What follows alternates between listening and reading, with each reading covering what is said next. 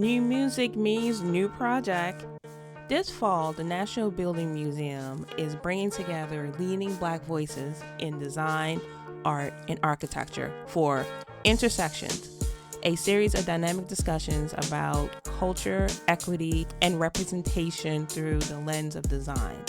Launching September 16th and running through December 14th, Intersections engages nationally recognized Black architects, designers, and artists in conversations focused on social justice in the built environment.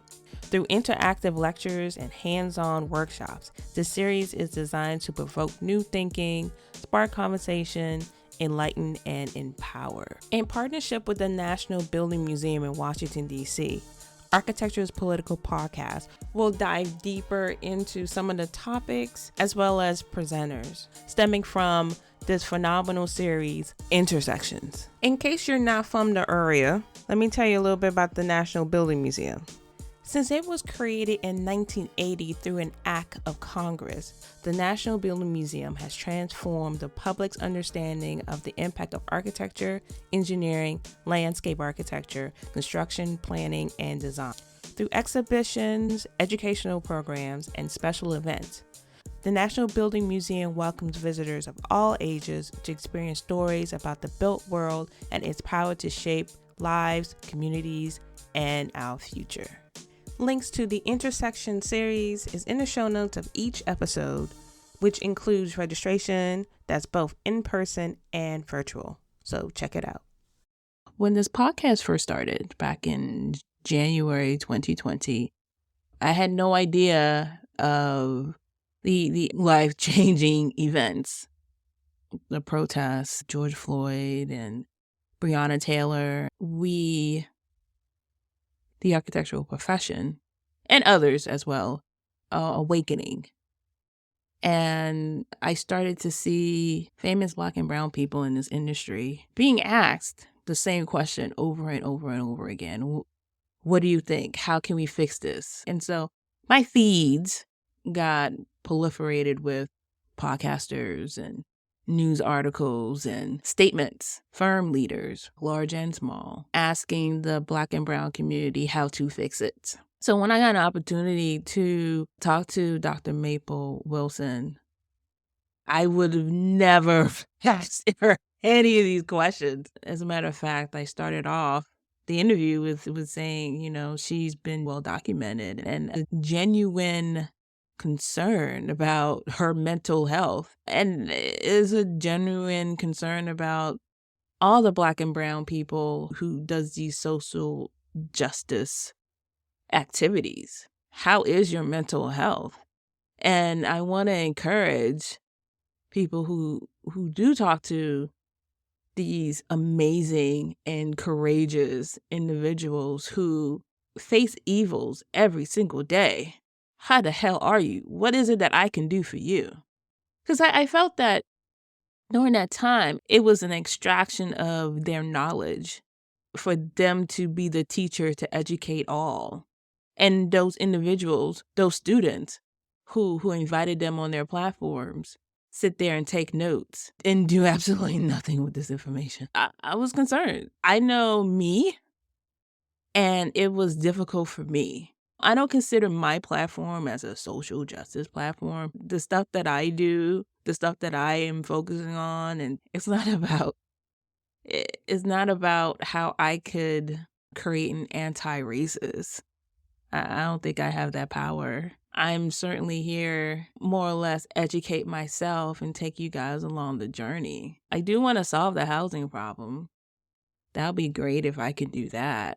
But that benefits all. We talked about was Atlanta, the series. If you guys haven't watched it, you need to watch it, especially this season. The last couple of seasons followed a storyline, but this one was different, and he took a unique approach to it.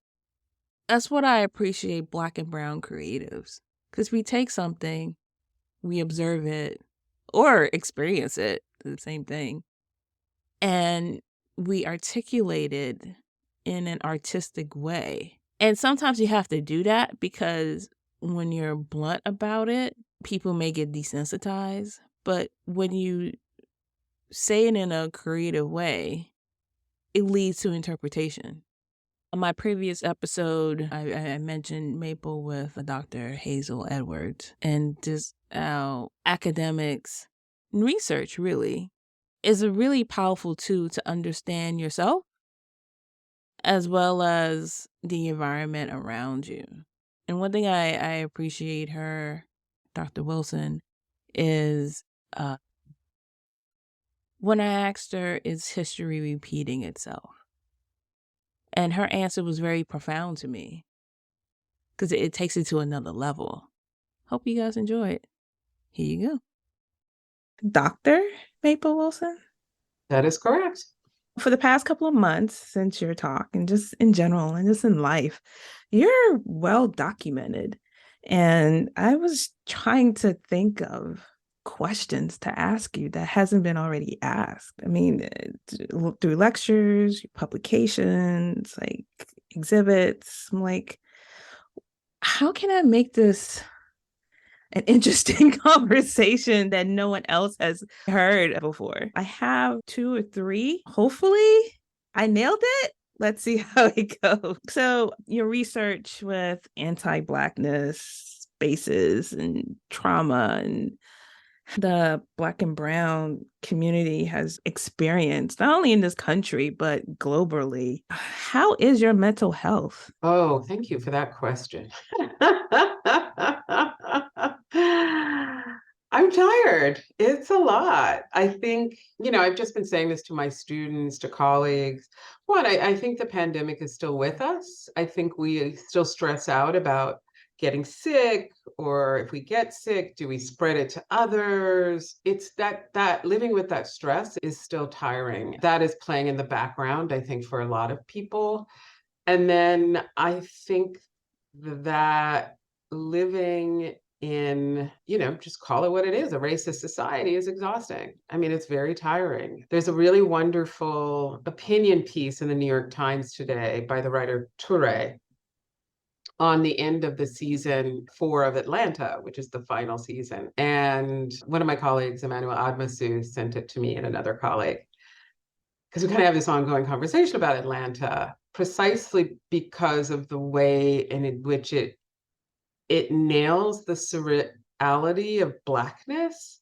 Like, is this real? Not real? Can I trust what I'm seeing? Is this happening?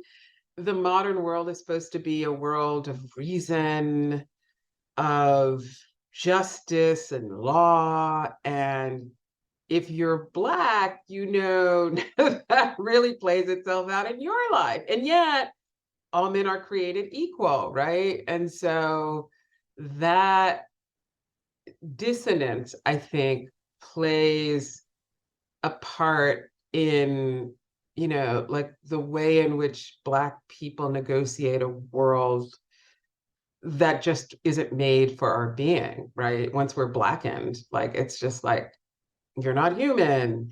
You don't get good housing. You don't get good education. You don't get clean water. You don't get, there's so much that makes it very difficult to survive in a world that is made out of racial logics that come with how modernity forms. And so it's quite frankly a mind fuck. So how do you and I think that's the great thing for me about Atlanta. I was like, I don't know. But then I realized, oh wait, this is surreal. This is kind of how it works. Is this really happening? Am I to believe there's justice for all? I'm an American citizen and I've done nothing, and yet I'm created like a criminal and I could end up dead. Like, yeah, it plays with your head, so to speak. But I think it's good to engage creative works that alert you to that. And Donald Glover did an excellent job with Atlanta. And I there was an episode where he parried Tyler Perry. I don't remember that. Kirkwood chocolate. Yes.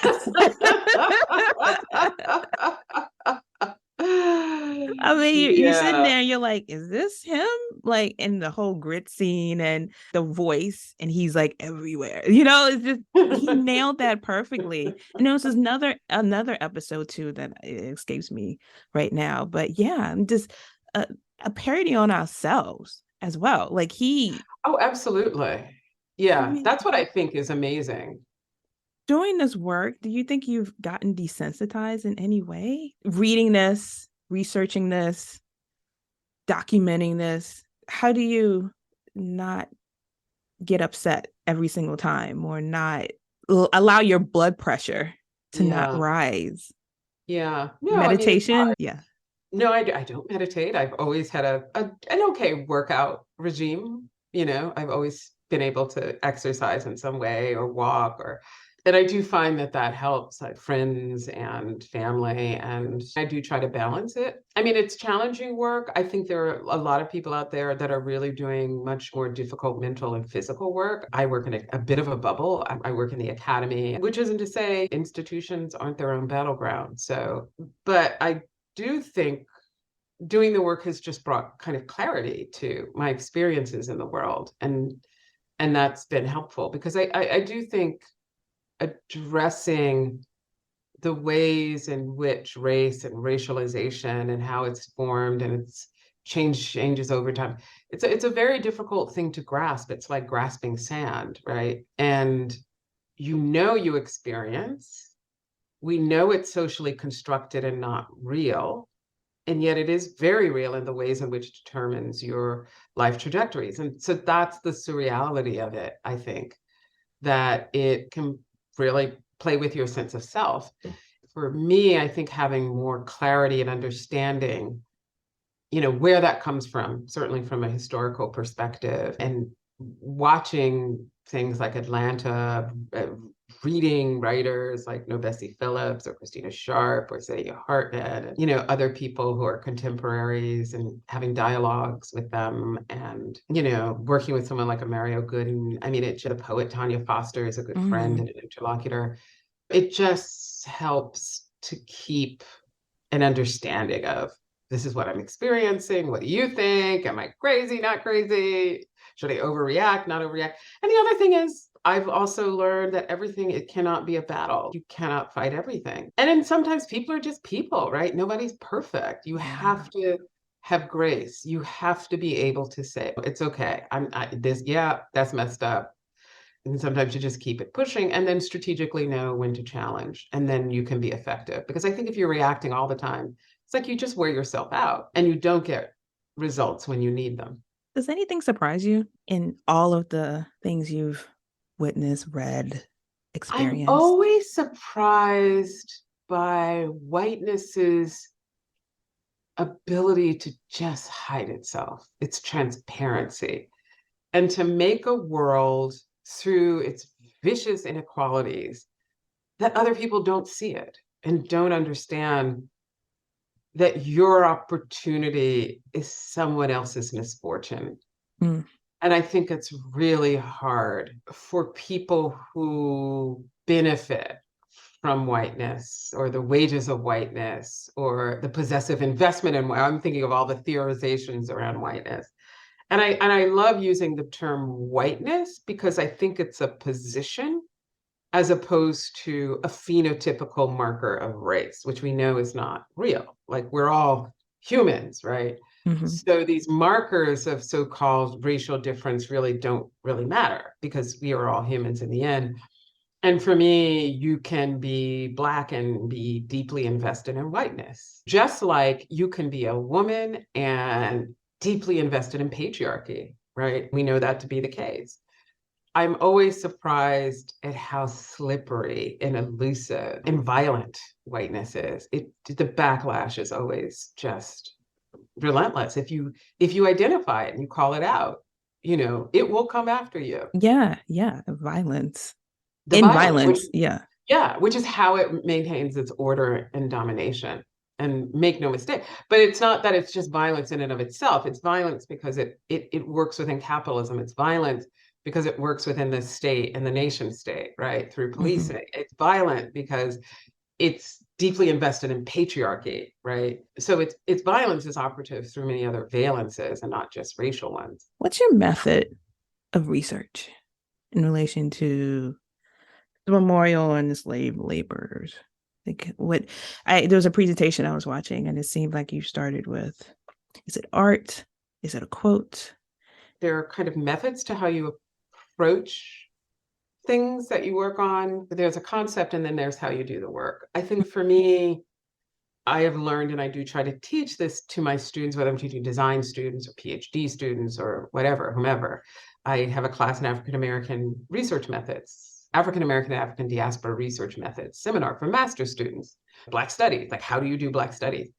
And I'm trying to get them to think about their thesis work. And I think for me, when I want to work on something, it's usually something that is like, why is that? Why is that so odd? Why does that proliferate? Why does that exist? What might that mean? The thing that I don't have an immediate answer to, or often it's just something that's strange and perverse and curious. And so I would say all of my work really hinges on that question around, from the first moment I really felt like I was having like research, things that I wanted to research, especially emerging around, Blackness and race, were always these things that just didn't seem to me to compute in a way. When I did my dissertation, I wanted to write on African American museum movement. By the 1980s, 90s, you had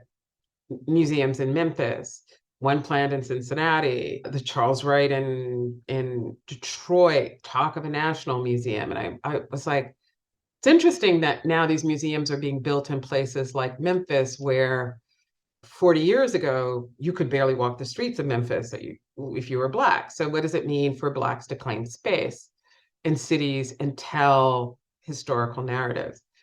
That to me was interesting. Then when I started to do the research, I was like, I think there is something that has to be earlier. And then I find this thing called a Negro building in Atlanta in 1895. And I'm like, whoa, what?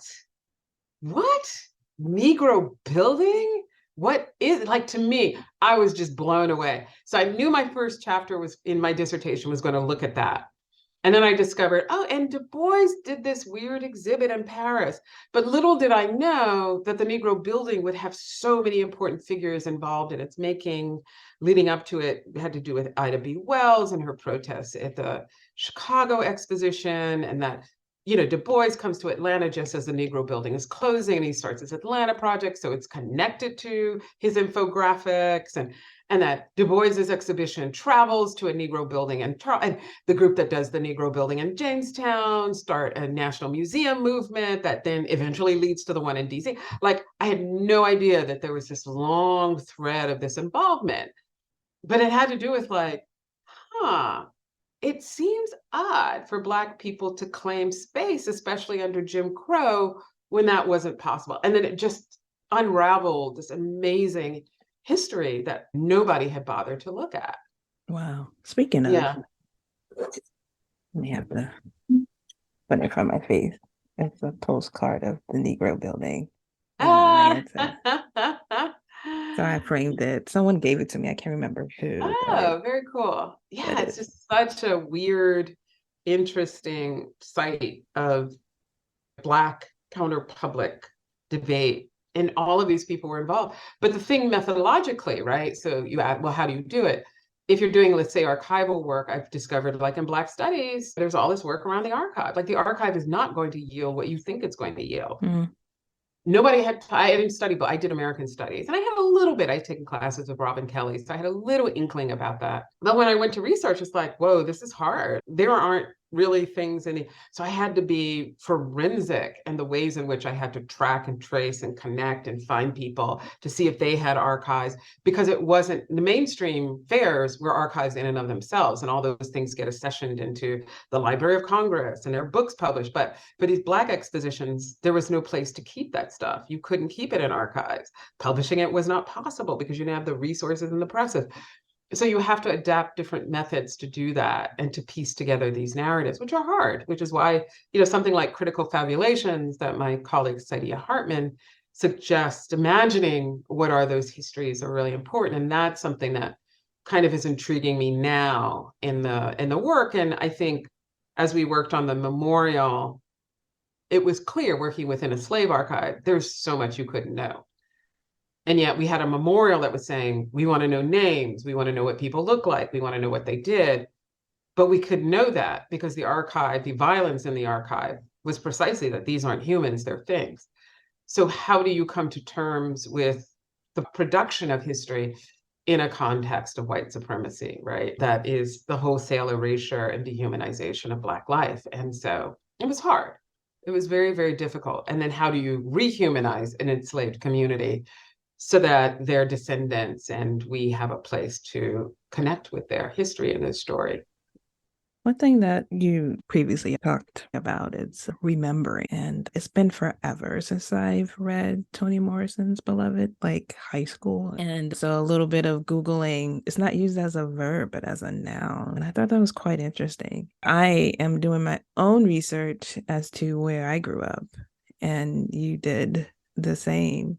And going through the spaces, your spaces that you've experienced initially versus revisiting them. So you went to UVA. So the time that you were there and then you came back, was there anything that you said to yourself, I never knew, or I felt this way, and it's affirming or not affirming? Yeah. Well, I would just say that my experience at UVA, where you're young. I mean, when I went to college, we were way more in a bubble of things we didn't know because we didn't have access to the internet. Now I think the internet makes histories and knowledge and disinformation more accessible. So I think that kids are far more knowledgeable, which might make them more anxious about these issues than certainly I was. But I was apprehensive about going to school in the so-called South. I'm like, I don't know about Klan and plantations. And I knew something that there had to have been a slave history in that region, certainly at the university, but no one ever talked about it. Even though we knew he had this concubine, Sally Hemings, right? Like that was known. So we knew there were slaves at Monticello, but there were servants. There was no knowledge really of that. And they were just beginning to understand Mulberry Row and review that. But Jefferson was God. And that always just bugged me. And so when Mijin Yoon, who was an amazing collaborator, and reached out and said, "Do you want to join our team? We're going to go after this job." I had already been kind of working on exercising my Jefferson ghosts of my architectural education, because I had started this new project looking at race and American civic architecture, specifically the Virginia State House, but not UVA. But I wanted to understand, how did this so-called polymath Jefferson, who writes the Declaration of Independence, the vaunted author of our sense of democracy, he was a governor of Virginia, president of the United States, but he was a slave owner. He had his concubine, who technically raped, and kids. And like, how do you imagine freedom for all men, yet own men as property? And to me, that disavowal paradox is at the heart of why the United States can't fulfill its emancipatory project, because it's never reconciled that disavowal or the violence through which it took the land from indigenous nations. Just hasn't. What happened was not about virtue, it was about vicious, violent theft that went unpunished because the Americans were the law, white Americans were the law. Coming back to UVA and working on the memorial and seeing that the university was finally wrestling with this truth, and that the students had been the ones to make the university accountable again and again and again, I thought was a really, I just felt very privileged to simply be a part of that, because I felt the memorial was one part of a larger project of this very important institution in the United States coming to terms with its racist history. And UVA of all places, I got chased by the Klan in my third year at UVA, yeah, which was pretty crazy. And I called my friend Paul, who was my design partner, he's white. And I said, I had to make sure I was not making up this story. And I said, Paul, that me, you, Michael, and Mary Kay get chased by the Klan. These are three, they were classmates. We were in the studio together. Did we get chased one night by the Klan downtown? He's like, oh, yeah. There were three guys in white hoods who started chasing us one night. We had been out and had a beer at a bar. Wow. So, yeah, so my memories of Charlottesville, they're very, very, very complicated, I would say. So working on this project and working with the university and seeing across the board and amazing students and alumni and faculty and staff working with people in the community or not. There were people who were just like, I don't care. But seeing them come together to say this is important and this is something the university must do publicly, I thought was an excellent model. And I'm still shocked it happened. Last question. Do you think history is repeating itself? Or is it a cycle? I think there's the problem with the way in which the West imagines pastness. So I think that history in and of itself is a problem in terms of, again, what's in the archive and what's not, how history is constructed, privileges certain narratives that then, again, bolster capitalism, bolster patriarchy, bolster the nation state, the state violence. So as Michel Roth-Triot writes, the past is silent for, peoples of African descent. So I think history in and of itself is a problem. So it's hard. It's interesting when you have to teach a history class, like to constantly keep saying, you have to understand how, and I try to teach my architectural survey to show what is and isn't in the archive, to show what the canon is or it isn't, to show that this history is coming really from a European perspective and what it leaves out, and that inclusion isn't necessarily a project because it simply keeps the categories the same. And so the West always dominates the meaning of something. So I do think just the discipline of history itself has to be scrutinized. Mm-hmm. But I think the repetition of modernity, I think it's because I don't think the systems of how we've structured social relations around economics, which is capitalism, politics, the nation state, race, which creates the hierarchies of value within that, liberal individualism, I think all of those things have really a condition of living in the world that is not sustainable because we actually are killing the habitat in which we live. And I don't care what your belief is, whatever, if a flood or fire or hurricane or tornado hit, nature doesn't care who or where you live. Mm-hmm. Blizzards and, the climate crisis that we have produced because we cannot control our extractive tendencies and fossil fuel burning and our need for immediate goods and, a group of people who want to make endless money. It's just created an untenable conditions for our species. And so I don't think there's going to be a lot of repetition of history because we won't be here. No. And so I believe what Sylvia Winters and others argue is that we have to become a different kind of human. Like the project of the West's man is literally a dead end. It's going to kill us all, whether we subscribe to it or not. And this COP27, I think now that's going on in Egypt, I was just listening today. They're just like, well, will that succeed given how many representatives of the fossil fuel industry have basically been there trying to maintain their stranglehold, right, on politicians through deal making and wealth. So, and it's also produced the authoritarianism, just the out of control. I mean, social media is another extractive. It's really been toxic to our social relations. And so I think there are ways of being human that may not be under the West way of defining who we are and what we know. And this is, you think of these things and I begin with, how's your mental health? And is the apocalypse going on? I know. No, that's why the weather has been so nice lately. It's not, people have been saying, oh, it's been so warm, but it's very disconcerting because it's November.